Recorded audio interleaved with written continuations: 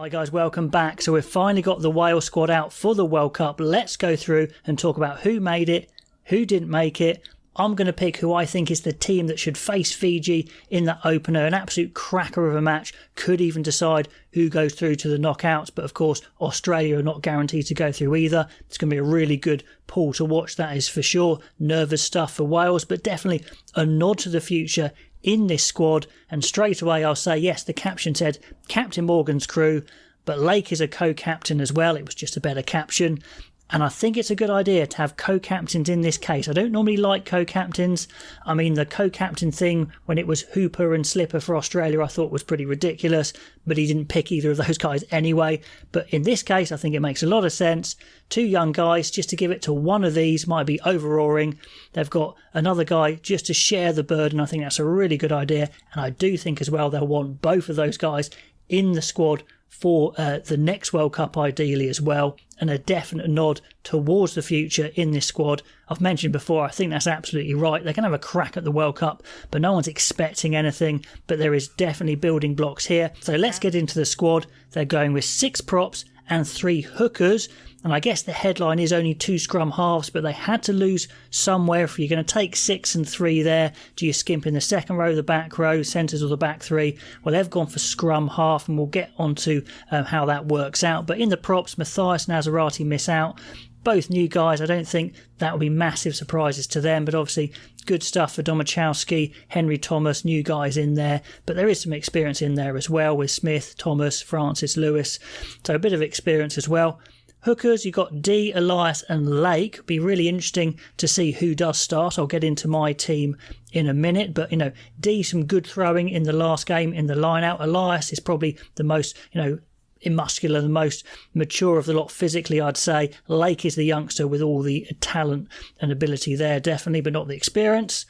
Second row.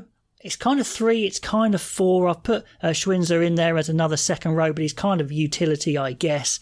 But they've gone Rowlands, Daffyd Jenkins and Beard. Now, many of you guys pop in the comments, I was saying that Beard is guaranteed to start, and you're all saying he's not, he hasn't really performed. And actually thinking about it, he hasn't. I was kind of going on past performances. So I'll get on to who I think should start in a minute.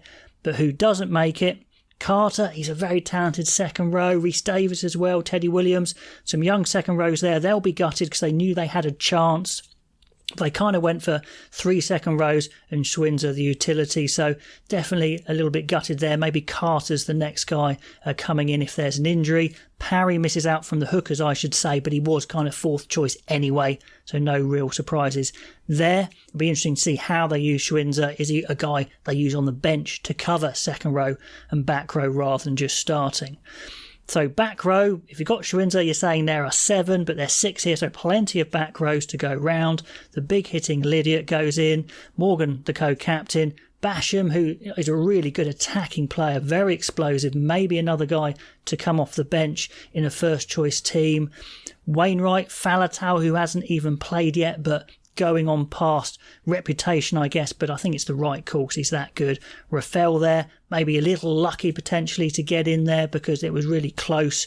Tame Plumtree, the guy missing out, but he did have a little bit of a shocker when he played, picked up a little injury as well, but he's got a lot of talent. I'm sure we'll see him again, but certainly some of those guys might feel themselves a little bit lucky. Basham, Rafael, not lucky, but they might have been close to the chopping block if they'd taken 3 scrum halves especially. So those are the forwards. Scrum half, like we mentioned, Hardy misses out, and he was 3rd choice. I think Thomas Williams and Gareth Davis are the class. I think it's the strongest position for Wales. They're going to play every game, that is for sure. They'll certainly be involved in every game. I'm sure they'll try and rotate how much they play, and if there's any niggles, I'm sure they'll fly, train, however they're going to get out there. Hardy out to join them because he's been with the squad for a long time. He'll kind of slot in pretty well. So a slight risk, but they can get Hardy in pretty quick, I imagine, and it'll be fine. But anyway, Thomas Williams, Gareth Davis, really strong scrum halves. Fly halves. Owen Williams misses out, and he misses out by not particularly doing anything wrong, but just not particularly by doing anything. He needed to make an impact. Biggott was always going to go, I think. Anscombe goes without playing, so that's a huge nod to the belief in him from Gatland. Of course, he was probably going to be the starting fly-half in the last World Cup before injury, so he gets another crack here.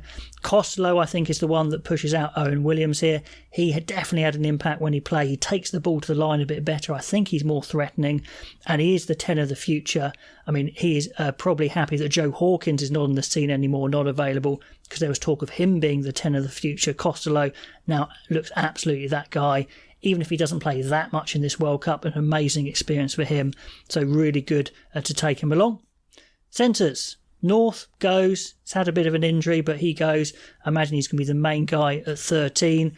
Grady's the youngster that makes it. I mean, they try pretty much every young centre in the country. So Llewellyn, Roberts and Williams, they'll all be gutted. Kieran Williams, that is. They had a chance for sure to take a punt, but no, they weren't expecting to go, but they knew there was a chance. Grady, the youngster who goes, and he would have been definitely sleeping uncomfortably having chucked up that try to South Africa, but I think it looks like Gatland's seen through that, and he goes. Big guy, can play in the centres, maybe even on the wing as well. Definitely very physical. But Llewellyn, Roberts, Kieran Williams, I wonder who is the backup centre there, or if they get an injury, do they bring maybe Adams into the centre?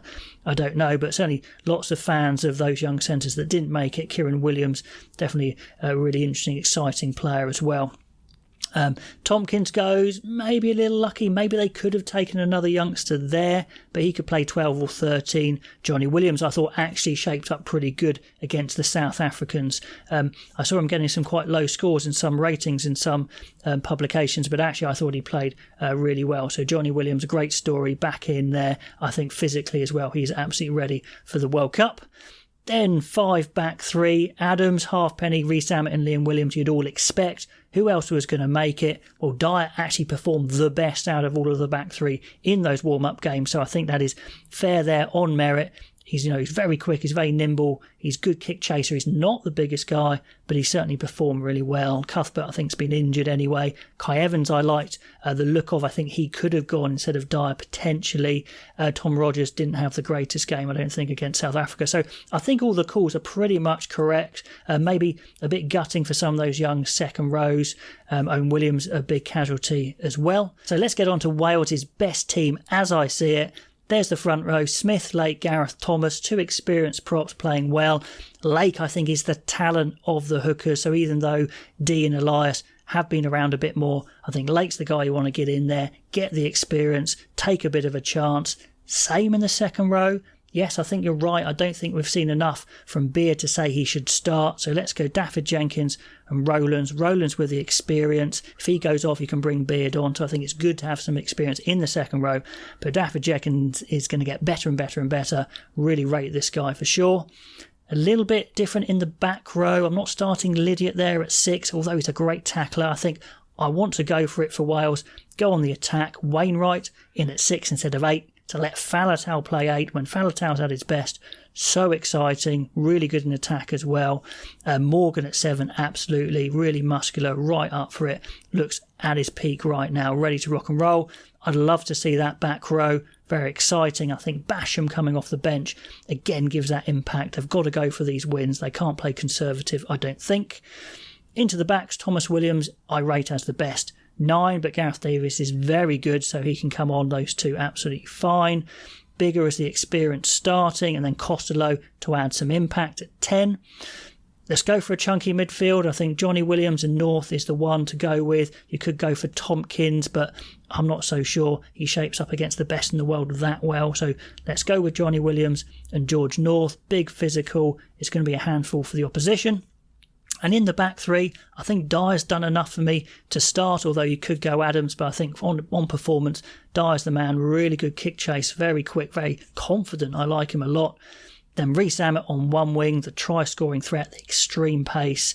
And Liam Williams is the class at fullback, so he definitely starts. And on the bench, like I said, Davis, Costello and Grady, again going with the youngsters. Let's chance it. He can play centre and wing, so a good guy to have on the bench anyway, plus a big lad. So that's what I think the best team is. Those are my opinions of the squad. Let me know what you think. Also, if you haven't entered already, we've got a good giveaway for some custom artwork like behind me. You can just send in any picture you want if you win, and it gets made into a custom piece of artwork. So that would be awesome. If you enter, free, UK delivery only, so that's why I only mention it in UK videos if you like. But anyway, all the comments below about the squad and that team, and I'll catch you next time.